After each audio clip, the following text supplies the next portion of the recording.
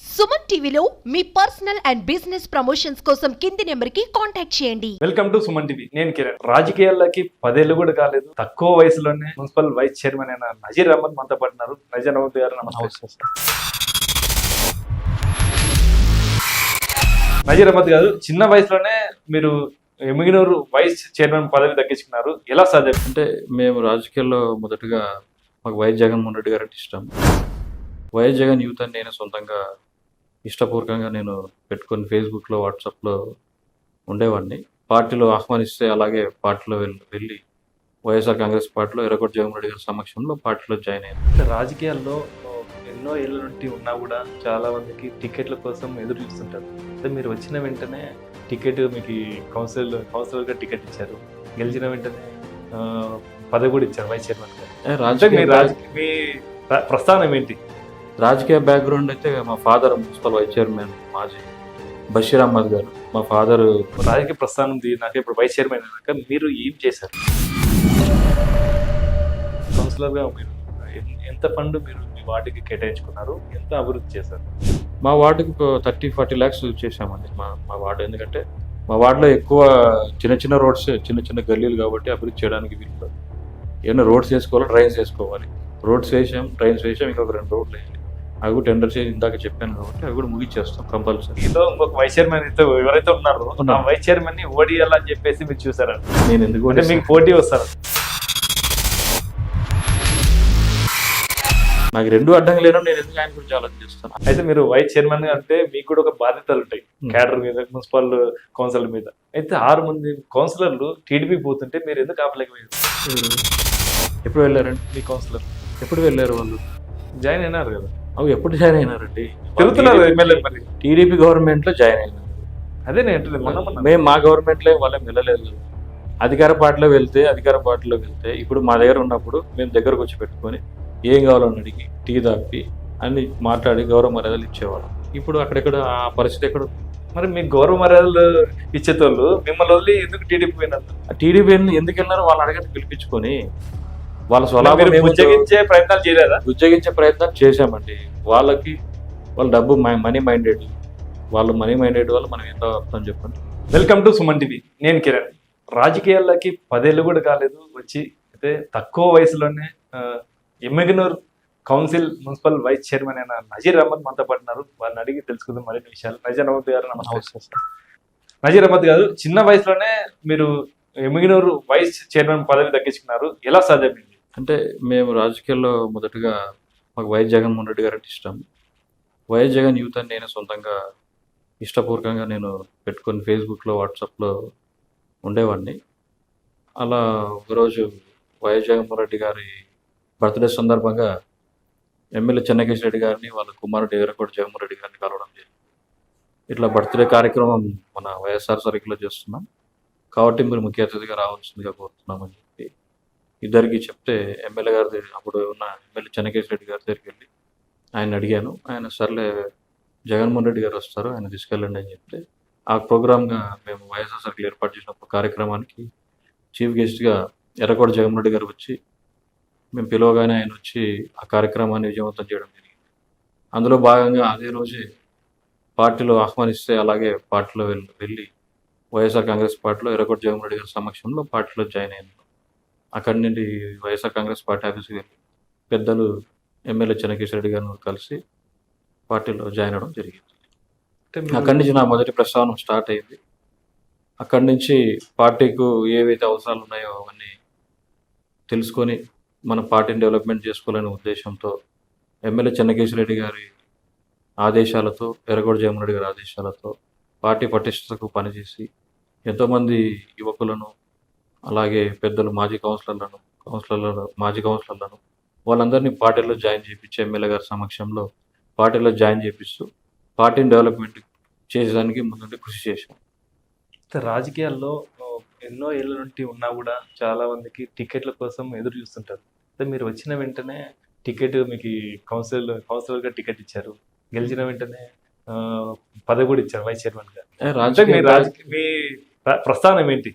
రాజకీయ బ్యాక్గ్రౌండ్ అయితే మా ఫాదర్ మున్సిపల్ వైస్ చైర్మన్ మాజీ బషీర్ అహ్మద్ గారు. మా ఫాదర్ నుండే నేను రాజకీయంగా ఆయన నుండి ఎన్నో అనుభవాలు, ఆయన చెప్పిన మాటలు, పెద్దలతో ఎలా నడుచుకోవాలి, మార్కెట్లో ఎలా ఉండాలి, రాజకీయాల్లో ఎలా వెళ్ళాలి, ఆయన కూడా మాకు నేర్పేవాడు. కాబట్టి అదే స్ఫూర్తితో ఎమ్మెల్యే చెన్నకేశ్వరరెడ్డి గారి దగ్గరికి వెళ్ళి, వారు కూడా పెద్దలు, ఎంతో అనుభవస్తులు, జిల్లాలోనే ఆయన లాంటి నాయకుడు మనకి దొరకడు. కాబట్టి ఆయన ఆయన అడుగుజాడలో నడిస్తే మనకు మంచి భవిష్యత్తు ఉంటుందని ఉద్దేశంతోనే మనం వైఎస్ జగన్మోహన్ రెడ్డి గారి పార్టీలో జాయిన్ అవ్వడం జరిగింది. అలాగే నేను చేసిన కష్టానికి ఎమ్మెల్యే చెన్నకేశ్వరరెడ్డి గారు అయితేనేమి, వాళ్ళ అబ్బాయి ఎర్రగొట్ట జయమరెడ్డి గారు అయితేనేమి, నా కష్టాన్ని వారు చూసి మెచ్చుకొని నాకు కౌన్సిలర్ టికెట్ ఇవ్వడం జరిగింది. అలాగే కౌన్సిలర్ టికెట్ తర్వాత కూడా ఎన్నో అడ్డంకులు వచ్చాయి. కౌన్సిలర్ టికెట్ కూడా కొన్ని వాళ్ళలో కొన్ని సమస్యలు వస్తే కూడా లేదు, నేను మనకి మాట ఇచ్చినానని చెప్పి పెద్ద ఆయన జగన్మోహన్ రెడ్డి గారు నాకు 11వ వార్డులో, ఎమ్మెల్యేలో 11వ వార్డులో టికెట్ ఇవ్వడం జరిగింది. అక్కడ నేను 502 మెజార్టీతో గెలవడం, పెద్ద ఆయన దగ్గరికి వెళ్ళి నా గెలుపుని ఆయన దగ్గరికి తీసుకెళ్ళి ఆయన కలవడం జరిగింది. తర్వాత 3-4 రోజుల గ్యాప్లో మరి చైర్మన్, వైస్ చైర్మన్ ఎన్నిక ఉంటుంది కాబట్టి దాని గురించి కూడా ఎమ్మెల్యే చెన్నకేశ్వరరెడ్డి గారిని, జగన్మోహన్ రెడ్డి గారిని పోయి అడిగాను. ఇట్లా వైస్ చైర్మన్ మైనార్టీలకే ఇస్తారు దాదాపుగా. ఎమ్మెల్యేలు ఇప్పటి వరకు వైస్ చైర్మన్ పెద్ద ఆయన ఆధ్వర్యంలో ఎప్పుడు ఇచ్చినా మైనార్టీలకే ఇస్తారు. పెద్ద ఆయనకి మైనార్టీలు అంటే అత్యంత ప్రేమ. చైర్మన్ కొన్ని కులస్తులకు ఇస్తారు. ఎందుకంటే కొన్ని కులస్తులు ఇక్కడ ఎక్కువ టౌన్లో పాపులేషన్ ఉన్నందువలన దాదాపుగా మున్సిపాలిటీ అయినప్పటి నుంచి కొన్ని కులస్తులే చైర్మన్గా ఉంటున్నారు. కాబట్టి అదే ఆనవాయితీ ప్రకారంగా ఎమ్మెల్యే చెన్నకేశ్వరరెడ్డి గారు చైర్మన్గా కొన్ని కులస్తుల్ని నిలబెట్టేవారు, గెలిపించుకునేవారు. అలాగే వైస్ చైర్మన్ కూడా ఈ పెద్దయిన హయాంలో అప్పట్లో 2005లో మా ఫాదర్ మున్సిపల్ వైస్ చైర్మన్గా అప్పుడు ఎన్నిక చేశారు ఎమ్మెల్యే. ఇదే ఎమ్మెల్యే చెన్నకేశ్వరరెడ్డి గారు మా ఫాదర్కి రాజకీయంగా ఎదిగేటట్టు చేశాడు. అప్పుడు కాంగ్రెస్ పార్టీలో ఉండేవారు ఇద్దరు, మా ఫాదర్ ఎమ్మెల్యే చెన్నకేశ్వరరెడ్డి గారు. కాంగ్రెస్ పార్టీలో ఫాదర్ వైస్ చైర్మన్, ఇప్పుడు వైఎస్ఆర్ కాంగ్రెస్ పార్టీలో కొడుకు వైస్ చైర్మన్. అంటే ఈ వైస్ చైర్మన్ మటుకు మీ కుటుంబానికి అయితే ఉంది. అంటే మా కుటుంబానికి అయితే మేము కష్టపడుతున్నాం, పెద్ద ఆయన మా మీద నమ్మకం పెట్టినాడు కాబట్టి వాళ్ళ నమ్మకాన్ని ఏ రోజు కూడా మేము వమ్ము చేయలేదు, చేయం కూడా. కాబట్టి ఎమ్మెల్యే చెన్నకేశ్వరరెడ్డి కుటుంబానికి మేము రుణపడి ఉంటాం. మీ రాజకీయ ప్రస్థానం నాకు ఇప్పుడు వైస్ చైర్మన్ అయినాక మీరు ఏం చేశారు? మేము మున్సిపాలిటీలో వైస్ చైర్మన్ అయిన తర్వాత నుంచి మేము 2021లో మార్చి 18వ తేదీన మున్సిపల్ వైస్ చైర్మన్ ఎన్నికైనాం.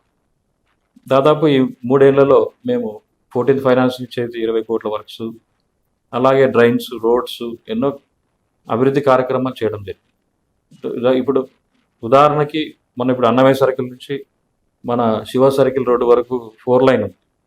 కానీ ఇన్నేళ్ళు అయింది. 2014లో మా ఎమ్మెల్యే చెన్నకేశ్వరరెడ్డి గారు, అప్పుడు ఎమ్మెల్యే చెన్నకేశ్వరరెడ్డి గారు 2013-14 టర్మ్లో తీసుకొచ్చిన బైపాస్ ఇది. అప్పటి నుంచి ఇక్కడ ఒక స్ట్రీట్ లైట్ లేదు.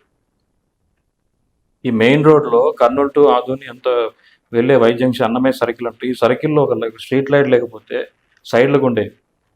2014 నుంచి 19లో ఉండే గవర్నమెంట్ కూడా పట్టించుకోలేదు. కనీసం యాక్సిడెంట్లు అవ్వడం ఇవన్నీ జరుగుతుంటే ఎమ్మెల్యే చెన్నకేశ్వరరెడ్డి గారు మరి దాని మీద దృష్టి పెట్టి మున్సిపాలిటీలో ఆ లైటింగ్ వేయించి ఈరోజు కాంతులు వెలజల్లుతుంది. రాత్రిపూట వెళ్తే ఎక్కడ సిటీలో వచ్చినామన్నంత ప్రజలకు కర్ణాటక నుంచి వస్తారు, ఆంధ్ర నుంచి వస్తారు, తెలంగాణ నుంచి వస్తారు, ఎన్నో ప్రాంతాల నుంచి వచ్చే వాళ్ళు కూడా చాలా అందంగా తయారు చేయించాడు ఎమ్మెల్యే చెన్నకేశ్వరరెడ్డి గారు. మీ 11వ వార్డుకి ఎలాంటి అభివృద్ధి చేశారు? 11వ వార్డులో దాదాపుగా మా వార్డులో ఉండే రోడ్లన్నీ చిన్నవే. ఏవైతే మెయిన్ రోడ్స్ ఉన్నాయో ఆ మెయిన్ రోడ్స్ రెండు వేయించేసాను.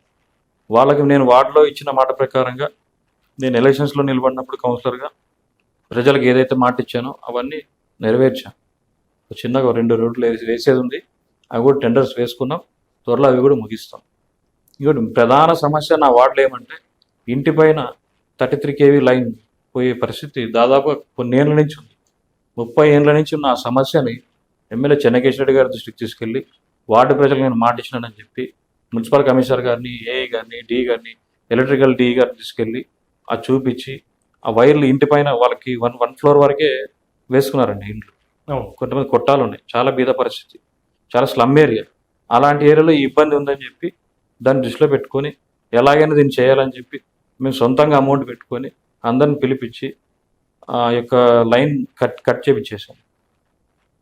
ఆ 33 kV లైనే లేదు ఇప్పుడు, ఎటువంటి ఇబ్బంది లేదు ఎవరికి. అది తీయాలంటే చాలా ప్రాసెస్ ఉంది, చాలా పెద్ద ప్రాసెస్ ఉంది. కానీ ఎమ్మెల్యే చెన్నకేశ్వర రెడ్డి గారు దృష్టికి తీసుకెళ్తే అందులో ఒక చిన్న ఆయన- స్తంభం తీయాలంటే కూడా తీయలేని పరిస్థితి 33 కేవీ ఎన్నో మంది కాళ్ళు చేతులు చిన్న పిల్లలు తెలియక పట్టుకోవడము, కొంతమందికి చేయి డ్యామేజ్ కావడం, కొంతమందికి కాళ్ళు డ్యామేజ్ కూడా ఈ విధంగా జరిగినాయి. కాబట్టి అది ప్రధాన సమస్యను దృష్టిలో పెట్టుకొని ఆ సమస్యను తీర్చేసాం మా వార్డులో ప్రధానంగా. కౌన్సిలర్ గా మీరు ఎంత ఫండ్ మీరు మీ వార్డుకి కేటాయించుకున్నారు, ఎంత అభివృద్ధి చేశారు?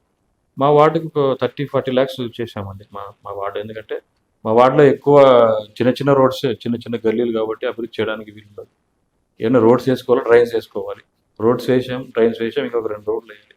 అవి కూడా టెండర్ చేసి ఇందాక చెప్పాను కాబట్టి అవి కూడా ముగిచ్చేస్తాం కంపల్సరీ. నా పీరియడ్ అయిపోయేలోపు నేనైతే వార్డుకి ఏదైతే మాట ఇచ్చారో అది కంపల్సరీగా నెరవేర్చి రేపు పొద్దున మరి కౌన్సిలర్గా కానీ ఇంకో దానికైతే వెళ్తాను నా వార్డు. అంటే ఎమ్మెనూరులో చైర్మన్ కన్నా వైస్ చైర్మన్ కే పవర్ ఎక్కువ అని చెప్పి విన్నాను. అదేం లేదండి, అది ఎప్పటి నుంచి వస్తున్న ఆనవాయితీ.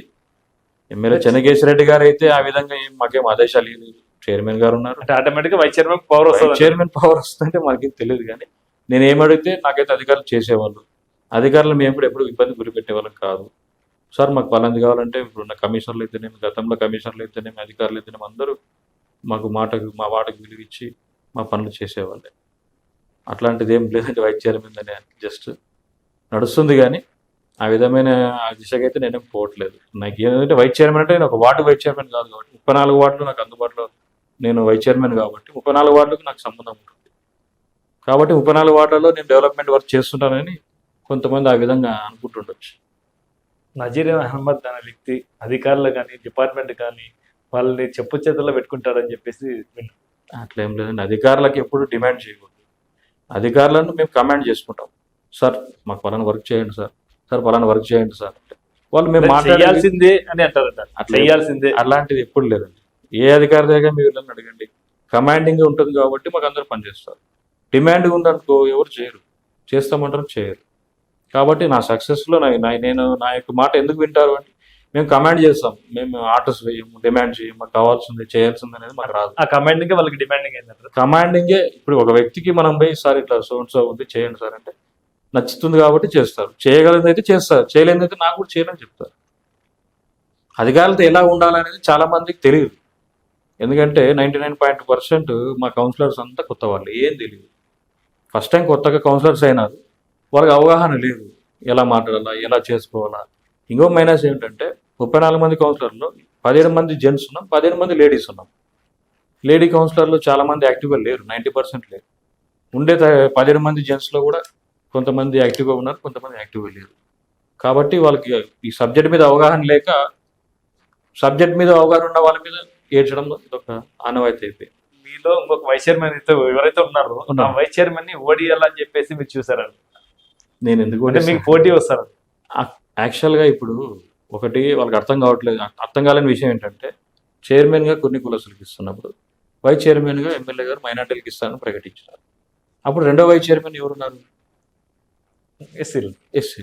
అంటే ముందు జాగ్రత్తగా రాకూడదని ఓడియాలని చెప్పి చూసారు. అసలు అప్పుడు రెండో వైస్ చైర్మన్ అనౌన్స్మెంట్ మీరు లేదు.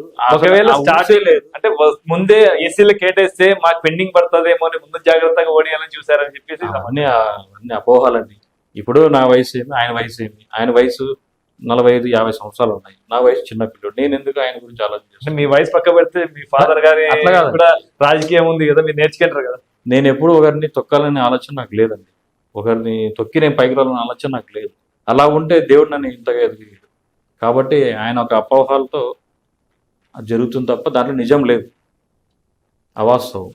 అలాంటి పని కూడా నేను చేయను. గెలిచారు వాళ్ళు కూడా గెలిచారండి, వాళ్ళు మంచి మెజారిటీతోనే గెలిచారు. అది వాళ్ళు చెప్పుకుంటున్నారు. ప్రయత్నించినా ఓడిపోలేదు. నేను అసలు ప్రయత్నం చేసింటే కదండి, నేను ప్రయత్నం చేసింటే గెలిచేవాళ్ళు కాదు. చేయలేదే ఉంది, నేను ఆగలేదు. మీరు అంటున్నారు కాబట్టి మీకు చెప్తున్నా. ఇప్పుడు నాకు ఆలోచన లేదు, దృష్టి కూడా లేదు. మీరు అనుకుంటుండొచ్చు ఎవరో చెప్పిన మాటలు మీరు నాకు ఈరోజు అడగడం కూడా అది భావ్యం కాదు. ఎందుకంటే దాంట్లో నిజం లేదు. ఓడిపోతుండ్రు. నేను చేయాలనుకుంటే ఓడిపోతుండ్రు, అది ఓడిపోతారు లేదు, గెలిచినారు కాబట్టి మీరు అంతే. దానికి నాకు అట్లా ఆలోచన లేనప్పుడు నేను ఎందుకు ఆ విధంగా చేస్తాను? నాకు అవసరం లేదు. నాకేమైనా శత్రువు కాదు, నాకేం నా ఎదుగుదలకు ఆయన అడ్డం కాదు.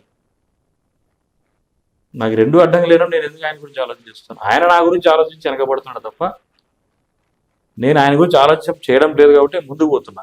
ఆయన నా గురించి ఆలోచన చేస్తున్నాడు కాబట్టి వెనకబడుతున్నాడు. ఆయన తెలుసుకుంటే రేపొద్దు ఆయన ముందుకు వస్తాడు. అది తెలుసుకోకుంటే ఇంక వెనకలే ఉంటాడు. ఇది కూడా ఈ సుమన్ టీవీ ద్వారా తెలియజేస్తున్నాను. ఓకే. అయితే మీరు వైస్ చైర్మన్ అంటే మీకు కూడా ఒక బాధ్యతలు ఉంటాయి క్యాడర్ మీద, మున్సిపల్ కౌన్సిల్ మీద. అయితే 6 మంది కౌన్సిలర్లు టీడీపీ పోతుంటే మీరు ఎందుకు ఆపలేకపోయారు? ఎవరు ఎప్పుడు వెళ్ళారండి? మీ కౌన్సిలర్లు ఎప్పుడు వెళ్ళారు వాళ్ళు? జాయిన్ అయినారు కదా, అవి ఎప్పుడు జాయిన్ అయినారండి? తిరుగుతున్నారు ఎమ్మెల్యే. మరి టీడీపీ గవర్నమెంట్ లో జాయిన్ అయినారు. అదే నేను మొన్న మేము మా గవర్నమెంట్ లో వాళ్ళేం వెళ్ళలేదు కదా. టీడీపీ గవర్నమెంట్ వచ్చింది, వాళ్ళేం మభ్య పెట్టినారు, ఆశ పెట్టినారు. వాళ్ళు టీడీపీ గవర్నమెంట్ లో పోయినా వాళ్ళకి మనశ్శాంతి ఉందా? వాళ్ళకి ఏమైనా పనులు అవుతున్నాయా? లేదు కదా. వాళ్ళు ఇబ్బందులు గురవుతున్నారు అక్కడికి వెళ్ళి. అవి పర్సనల్స్ వాళ్ళకి తెలుసు. అంటే అధికార పార్టీలో ఏమి ఇబ్బంది ఉంటుంది వాళ్ళకి? పనులు అదేదో మీరు వాళ్ళు పిలిపించి అడగండి ఏమి ఇబ్బంది చేసిందో వాళ్ళకి చెప్తారు మీకు.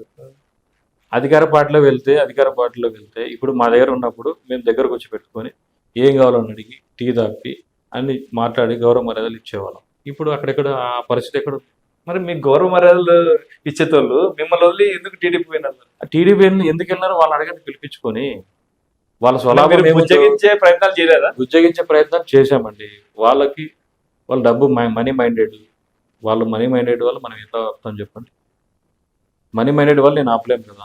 ఎవరినైనా ఆపగలుగుతాం, మనీ మైండెడ్ వాళ్ళు ఆపలేము. అంటే మీరు కూడా రిలీజ్ చేసేది లక్షలు చెప్పేశారు. మీరు కూడా రిలేషన్ చేసి లక్షలు ఏం సంపాదించలేదు, కానీ మాకు ఉన్న ఆస్తులు మాకు ఉన్నాయి. కానీ మేము ఎప్పుడూ ఒకరిని కించపరిచే విధంగానే, ఒకరిని ఇబ్బంది పెట్టే విధంగా కానీ ఎవరిని చేయలేదు.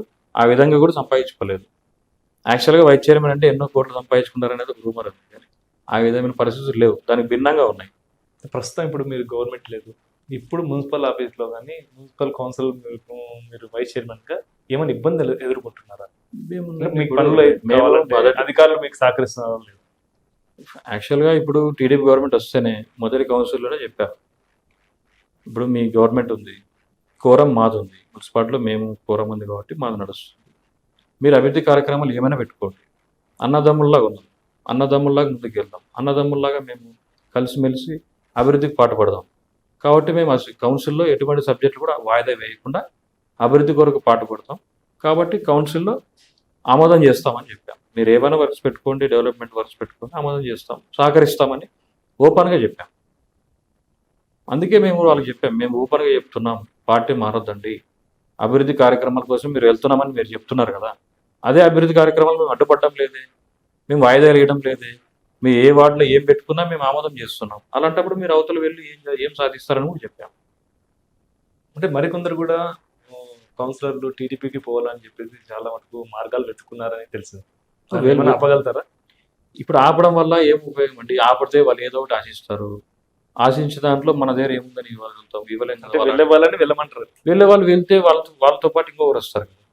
వాళ్ళు వెళ్తే మాకేం నష్టం ఉండదు, ఇంకో నాయకుడు పుట్టుకొస్తారు. అంటే కౌన్సిలర్స్ పోతే రేపు చైర్మన్ పదవి కూడా గండమే కదా. ఎందుకంటే గండమేం లేదే. అవిశ్వాసం పెడితే అవిశ్వాస తీర్మానం పెట్టాలంటే కూడా 4 years దాటాలి. 1 year ఉంటుంది కదా. 1 year లో కూడా వాళ్ళు అవిశ్వాస తీర్మానం పెడితే మేమేం చేయాలో మా దగ్గర కూడా మా దగ్గర ఉన్నాయి, అప్పుడు ఉపయోగిస్తాం.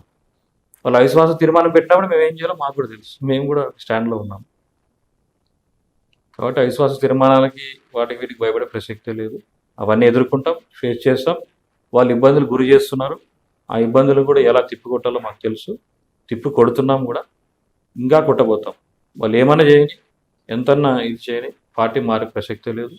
కాబట్టి మేము ప్రలోభాలకు లొంగం. ఎమ్మెల్యే జయనాష్ రెడ్డి గారు హడావిడిగా అన్ని పనులు, అన్నా క్యాంటీన్లు ఓపెన్ చేస్తున్నారు, రోడ్డు శాంక్షన్ చేసుకొస్తున్నారు, వివిధ అభివృద్ధి కార్యక్రమాలకి శ్రీకారం చుట్టబోతున్నారు.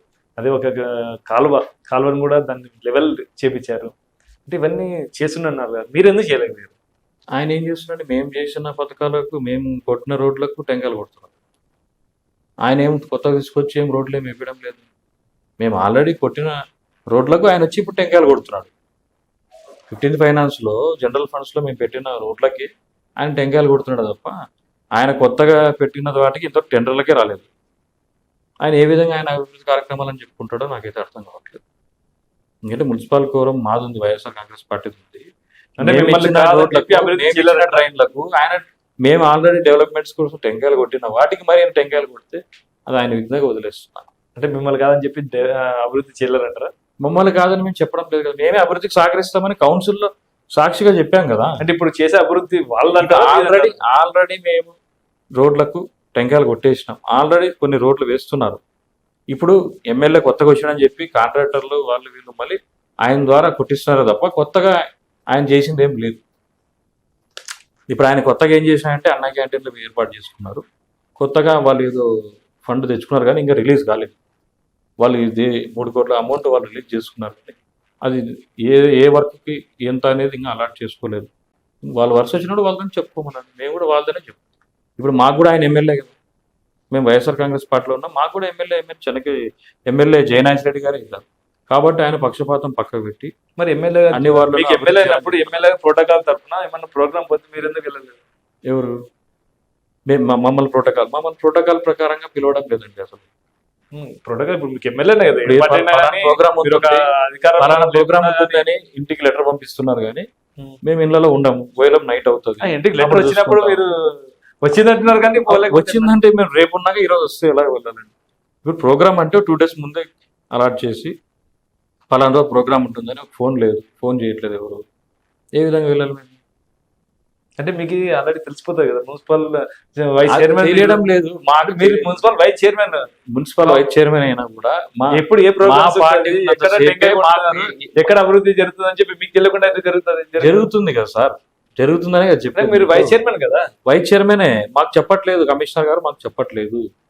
పవర్ ఉంది కదా, మీరు పవర్ ఉంది సార్, వాళ్ళు చెప్పట్లేదు. మాకు ఎట్లా తెలుస్తుంది? ఇప్పుడు మున్సిపల్ కమిషనర్ గారు ఏమేమి చేస్తున్నారు అనేది ఆయన చెప్తే కదా ఎవరికైనా తెలిసేది. అడగచ్చు కదండి, ఎందుకు ఏమంటున్నారు? ఆయనకి ఎందుకు మీరు చెప్పట్లేదు సార్ మాకు అంటే కొన్ని వాళ్ళ సమస్యలు ఉన్నాయి, వాళ్ళు ఎందుకు ఇబ్బంది గురి చేయాలి మనం? అయితే మీకైతే వాళ్ళ 5 ఏళ్ళు వాళ్ళు ఇక్కడ ఉండి వెళ్ళిపోయేవాళ్ళు, లేకుంటే 2 ఏళ్ళు నుండి వెళ్ళిపోయేవాళ్ళు. వాళ్ళని అధికారులను మనం ఎందుకు ఇబ్బంది పెట్టాలని మేము కూడా వాళ్ళకి ఇబ్బంది పెట్టడం లేదు. ఒకవేళ ఒక ముందు రోజు పిలిస్తే మీరు అటెండ్ అవుతారా? అటెండ్ అవుతాం. ఎందుకు నిన్న జరిగిన మా రోడ్డు కార్యక్రమంలో 25వ వార్డులో మా కౌన్సిలర్లు పాల్గొన్నారు. అంటే కౌన్సిలర్ అంటే వాళ్ళు లేకపోతే పార్టీ మారచ్చు అవకాశం ఉంటుందని చెప్పి పాల్గొంటారు. వాళ్ళ కమిషనర్ గారు ఒత్తిడి చేస్తున్నారు, వీళ్ళు పిలవద్దండి వాళ్ళని పిలిస్తే మేము వచ్చి వాళ్ళని సూపర్ 6 ఏమైందని అడుగుతాము. మేము కార్యక్రమాల్లో పాల్గొంటే మేము మైక్ తీసుకొని మాట్లాడాల్సి వస్తుంది. మాట్లాడినప్పుడు మేము వాళ్ళ సూపర్ 6 గురించి అడుగుతాము, వాళ్ళు ఇచ్చిన హామీల గురించి అడుగుతాము. అవన్నీ అడుగుతారనే ఉద్దేశంతో భయం ఉంది వాళ్ళకు. కాబట్టి మమ్మల్ని రానియడం లేదు. ప్రోటోకాల్ ఉన్నా వాళ్ళు మమ్మల్ని పిలవడం లేదు. టీడీపీ వాళ్ళే మమ్మల్ని పిలవనీయడం లేదు. మేము వస్తే వాళ్ళు ఇచ్చిన హామీలు అడుగుతామని ఒక భయంతో, ఆ నెపంతో వాళ్ళు మమ్మల్ని పిలవడం లేదు. వైస్ చైర్మన్ గా మీకేమన్నా ఆఫర్ ఇచ్చారా టీడీపీ రమ్మని చెప్పి? నాకు ఆఫర్ వాళ్ళు ఇచ్చినని తీసుకోను, నాకు అవసరం లేదు. మాకు ఇంకా వయసు ఉంది, మా కెరీర్ ఉంది, మేము పోగొట్టుకోలేము. అయినా కూడా కావాలని చెప్పేసి మిమ్మల్ని ఒత్తిడి గురి చేస్తున్నారు, అన్ని చేస్తున్నారు. కానీ మాకు అట్లాంటి ఇష్టంలో ఎంత గురి చేసినా ఒకవేళ నష్టపోతామంటే నష్టపోయి వైఎస్ జగన్మోహన్ రెడ్డి గారు అంటూ ఉంటాం. ఎమ్మెల్యే చెన్నకేశ్వర రెడ్డి గారు ఏం చెప్తే అది చేస్తాం.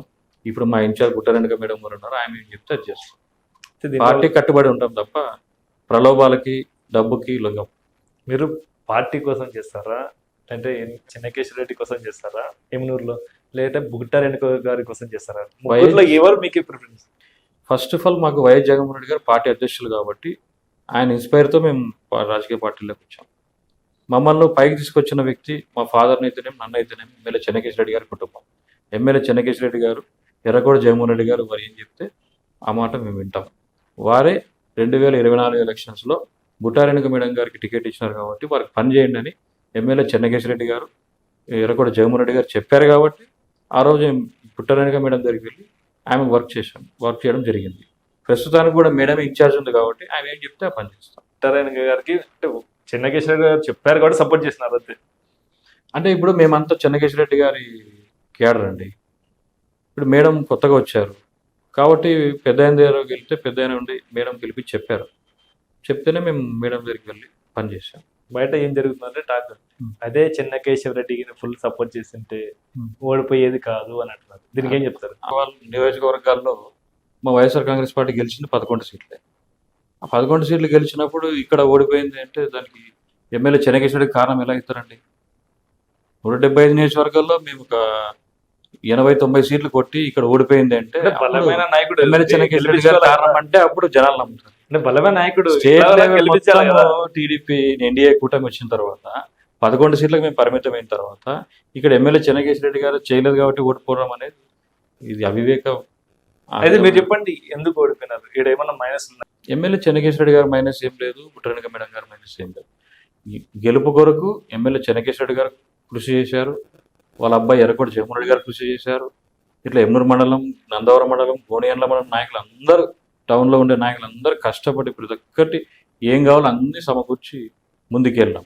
కానీ ఎన్డీఏ కూటమి గాలి ఉన్నందువలన ఓడిపోయినాం తప్ప వాళ్ళ నుంచి వీళ్ళ నుంచి పెద్ద ఆయన నుంచి వీళ్ళ నుంచి అని అంటారు. ఇవన్నీ అపోహాలు, ఇవన్నీ నమ్మకూడదు. రాజకీయంగా ఉండే వాళ్ళకి ఈ విషయాలు తెలుస్తాయి తప్ప కొత్తగా ఉండే వాళ్ళకి ఇవన్నీ అర్థం కావని మీకు తెలియజేస్తాను. ఎమ్మెల్యేగా చెన్నకేశ్వర రెడ్డి ఉన్నప్పుడు కొడుకు జగన్ కి మీరు బినామీ అంటారు, నిజమేనా? బినామీ సునామీ అట్లాంటివి ఏం లేవండి. ఇక్కడ ఎమ్మెల్యే చెన్నకేశ్వర రెడ్డి గారు అలాగే ఎర్రగొండ జగన్మోహన్ రెడ్డి గారు ఇద్దరిని ఆరాధించారు కాబట్టి, ఆశీర్వదించారు కాబట్టి వాళ్ళు అడుగుజాడలో నడవడం జరిగింది. అంతే తప్ప ఎప్పుడు అట్లాంటివి ఏం లేవండి. బినామీ సునామీ అట్లాంటివి ఏం లేవు మధ్య. ఆయనకు బినామీ పెట్టుకోవాల్సిన అవసరం ఉందండి. వాళ్ళు ఏమైనా ఆస్తిపరులే కదా, వాళ్ళకి రాజకీయాల్లో అంటే మిమ్మల్ని బాగా నమ్మాడు జగన్ అని, మీరే ఎంబడి ఎక్కువ తిరుగుతుంటారు జగన్ ఎంబడి. జగన్ ఏం చేసిన కార్యక్రమాలు మొత్తం మీకు తెలియకుండా అయితే జరిగి ఉంటారు. అట్లా ప్రోగ్రామ్ అది సెటిల్మెంట్ కానీ ఏమన్నా కానీ.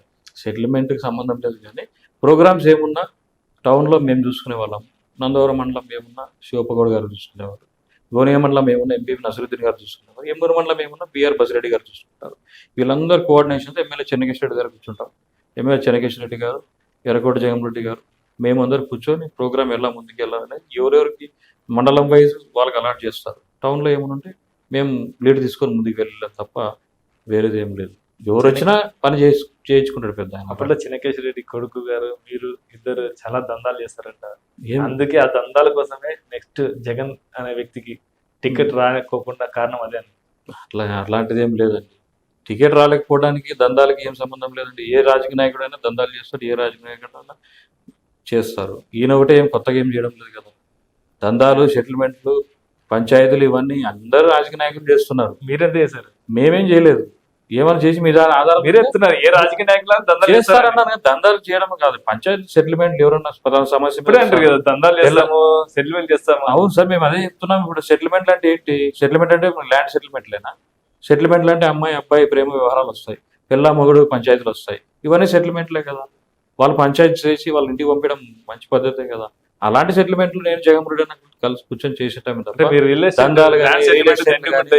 ల్యాండ్స్ ఎక్కడున్నా చూపేయండి. జగన్మోహన్ రెడ్డి గారి పేరు మీద ఏమన్నా, ఎమ్మెల్యే గారి పేరు మీద, నా పేరు మీద ఏమన్నా కూడా మీరు ఎవరికి చెప్తే రాసిస్తాం.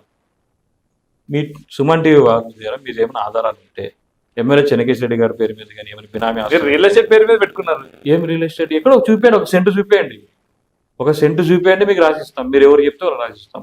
లేని ఎవరైనా మా భూములు ఆక్రమించుకున్నారు, మా ఫ్లాట్లు ఆక్రమించుకున్నారు, మా సెంటు భూమి ఆక్రమించుకున్నారని ఎవరైనా వచ్చి మీ దగ్గరకు వచ్చి చెప్పండి, ఫలానా చోట ఆక్రమించుకున్నామంటే ఇప్పుడే ఇచ్చేస్తాం. అప్పట్లో షాడో ఎమ్మెల్యే అంటున్నారు. నేను ఎందుకండి షాడో? నేను కాదు షాడో ఎమ్మెల్యేని. ఇప్పుడు నడుస్తుంది షాడో ఎమ్మెల్యే ఎవరు అనేది. ఇప్పుడు ఎమ్మెల్యే జయనాథ్ రెడ్డి గారు ఉన్నారు. ఆయన ఎందుకు ఇప్పుడు షాడో ఎమ్మెల్యే? ప్రతి ఒక్కటి ఆయన దగ్గరికి వెళ్ళాలి, ప్రతి ఒక్కటి ఆయన దగ్గర నుంచి రావాలి. ఎవరు ఆ షాడో ఎమ్మెల్యే? కమ్మ. అంటే అప్పుడు మీరు ఎవరు లేదండి. అసలు మాకు హోదాలు ఉన్నాయి, మాకు పదవులు ఉన్నాయి. నేను ఒక పట్టణ అధ్యక్షుడు 2గా ఉన్నాను, వైస్ చైర్మన్గా ఉన్నాను. నేను అధికారులకు ఫోన్ చేయొచ్చు, ప్రజలకి దగ్గరికి వెళ్ళొచ్చు, వాళ్ళ సమస్య తీరొచ్చు. ఆయనకి ఏముంది? అధికారం ఏముంది? ఆయనకు ఒక పదవి లేదు, ఆయనకు ఒక హోదా లేదు, ఒక టీడీపీ కార్యకర్త కాదు. కమ్మ రాజ్యంలో కడప రెడ్లు అన్నట్టుగా ఇక్కడ కమ్మ రాజ్యంలో రాయలసీమ రెడ్లని మా ఎమ్మెల్యే జయనాథ్ రెడ్డి గారు చెడుని మూట కట్టుకుంటున్నాడు. ఈరోజు భూదందాదారుడికి రాజ్యం ఇచ్చినాడు, కబ్జాలకు పాల్పడిన వ్యక్తులకు ఈరోజు రాజ్యం ఇచ్చినాడు. ఇది ఎక్కడిది? అధికారులకు ఏదన్నా ట్రాన్స్ఫర్ కావాలంటే ఎమ్మెల్యే దగ్గరికి పోవాల్సిన అవసరం లేదు, షాడో ఎమ్మెల్యే దగ్గరికి వెళ్తే లెటర్లు ఇప్పిస్తాడు. ఆయనే ఫోన్లు చేసి అధికారులు భయపెట్టిస్తున్నాడు. ఇదేమైనా మంచి పద్ధత? దాదాపు ఒక నెల కింద ఇలాగే మన సిఐ గారికి ఫోన్ చేశారు. సిఐ గారికి ఫోన్ చేసి ఇట్లా మా వాళ్ళు ఉన్నారు, వదలండి, నువ్వెవడరా నాకు ఫోన్ చేయడానికి, నువ్వు ఫోన్ పెట్టు, నీకేం అధికారం ఉందని ఫోన్ పెట్టేసి. ఇలాంటి వ్యక్తులకు మీరు ఇచ్చి ఇట్లాంటి చిల్లర పనులు చేసే వ్యక్తులకు మీరు ఈరోజు రాజ్యం ఇస్తే మీకు అవమాన పాలవుతుంది. కాబట్టి మీకు అసలు శిశులమైన మీ క్యాడర్, మీకు అసలు శిశులమైన మీ యొక్క రాజకీయ నాయకులు, అలాగే ఫ్లోర్ లీడర్ దయాసాగర్ గారు ఉన్నారు, మాజీ మున్సిపాలిటీ వైస్ చైర్మన్ కొండాయి చౌదరి గారు ఉన్నారు, పట్టణ అధ్యక్షుడు సుందరరాజు గారు ఉన్నారు, రామదాస్ గౌడ్ గారు ఉన్నారు, ఎంతో మంది కౌన్సిలర్లు ఉన్నారు. ఇప్పుడున్న కౌన్సిలర్లు కూడా మీరు పట్టించుకోలేని పరిస్థితి. కాబట్టి మీరు ఫస్ట్ ఇంట్లో గెలిచి బయట గెలవండి. గిట్టని వాళ్ళు నా నా మీద నాకు నా ఎదురు నచ్చని వాళ్ళు ఈ విధమైన అపోహలు చేస్తూ బ్లేమ్ చేస్తున్నారు తప్ప నాకు ఎమ్మెల్యే గారికి, నాకు ఎమ్మెల్యే చెన్నకేశ్వర రెడ్డి గారికి, నాకు ఎర్రగొండ జమ్మూర్ రెడ్డి గారికి కొట్లాట పెట్టాలని మా చుట్టూ కోటరీ ఉంటుంది కదా, ఆ కోటరీ ప్రయత్నాలు చేసి సాధ్యం కాలేదు. లాస్ట్ 2019 నుంచి 2024 వరకు చేస్తుంది, ఇప్పటికీ చేస్తుంది. కానీ నేను ఎప్పుడు తినేటి వాసాలు లెక్క పెట్టేవాడిని కాదు. నాకైతే ఎవరైతే ఎదుగుదలకు నాకు పాటు పడారో వారి కుటుంబానికి వారు ఉన్న రోజులు నేను వాళ్ళకి వెంటే ఉంటాను. ఇదండి, అంటే చిన్న వయసులోనే ప్రజలు నాకు ఇలాంటి సేవ అందించేందుకు ఒక పదవితో పాటు ప్రజలను కూడా అందించారు. అదే పార్టీని నమ్ముకొని ఎన్నేళ్ళనే కష్టపడి పార్టీలోనే ఉంటాను, ఏ ప్రలోభాలకి లొంగకుండా సేవ చేస్తానని చెప్పేసి నజీర్ అహ్మద్ చెప్తున్నారు. ఇది వాళ్ళ ఇంటర్వ్యూ. మరో ఇంటర్వ్యూతో మళ్ళీ కలుద్దాం. నమస్తే.